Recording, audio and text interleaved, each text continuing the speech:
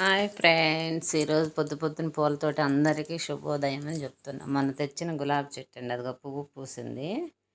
రాత్రి మా అమ్మ వాళ్ళ గేదె ఈనింది, దాని దగ్గరే ఉండ రాత్రి. దాని ప్రేమ చూడండి, అసలు పొట్టలో నుంచి వచ్చిందో రాలేదు దాని ప్రేమ. అమ్మమ్మమ్మ తర్వాత ఇంక పొద్దుపోయినాక గ్రైండర్ వేసుకున్న పప్పు నానబెట్టా కదా, పొద్దున్నే ఇంక మళ్ళీ ముగ్గు రోజు నార్మల్గా ఉంటుంది ఇంటి ముందు. ఆ ముగ్గు వేరే సపరేట్గా వేస్తాను. తర్వాత నా పూజ అయిపోయిందండి 9 గంటలకు.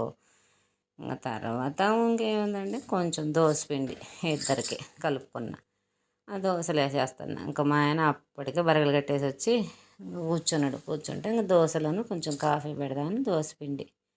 ఎంత పిండి పోస్తే అంత రొట్టెని ఎంత చేసినా అంతే. గంట పోస్తే కొంచెం, గంటన్నర పోస్తే కొంచెం పెద్దది వస్తుంది అంతే.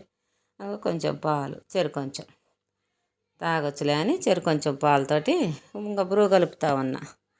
బ్రూ కలుపుకోవాలి కదా, కొంచెం తాగితే ఇంకా ఆయన ఎనర్జీగా ఉంటాడు. నేను పెద్దగా చదువుకోలేదండి, ఎప్పట్లో నాకు ఇప్పుడు 45 సంవత్సరాలు. నేను ఎప్పుడో 5వ తరగతి చదువుకున్నా. నాకు కొంచెం తెలుగు అచ్చులు అల్లులు తప్పిపోయినా కొంచెం సర్దుకుపోండి అంతే. ఎందుకంటే కొంచెం ఇప్పుడిప్పుడే నేర్చుకుంటున్నాను కదా, అందుకని మా ఆయన కొంచెం బ్రూ కలిపేస్తున్నా. నేను కొంచెం ఉంచుకుంటా.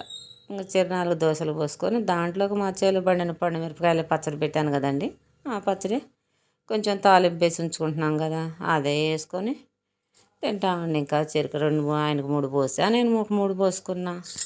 ఇంకా అంతేనండి. Bye friends.